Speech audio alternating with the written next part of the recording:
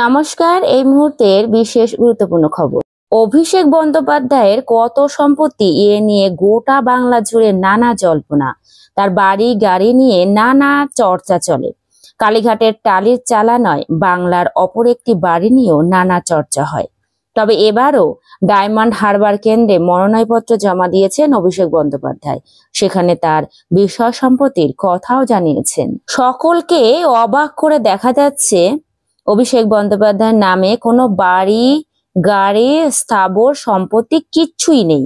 তার অস্থাবর সম্পত্তির অঙ্ক মাত্র 1,26,20,204 টাকা। তার হাতে রয়েছে 7,73,335 টাকা। 5টা ব্যাংক অ্যাকাউন্ট রয়েছে, সেখানে রয়েছে 85,43,908 টাকা। 3টি জীবন বীমা রয়েছে, তার অঙ্ক 31 লাখ টাকা। 36 লাখ টাকার ঋণ রয়েছে অভিষেকের। তবে এরপর সকলেরই আগ্রহ, কত সোনা রয়েছে অভিষেকের।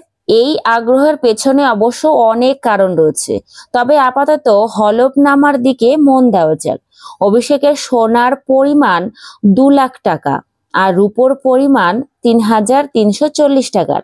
অভিষেকের শিক্ষাগত যোগ্যতা বলতে তিনি 2009 সালে নয়াদিল্লির Indian Institute of Planning and Management থেকে MBA করেছেন। এবার দেখে নেওয়া যাক তার স্ত্রী রুজিরা নারুলার সম্পত্তির পরিমাণ।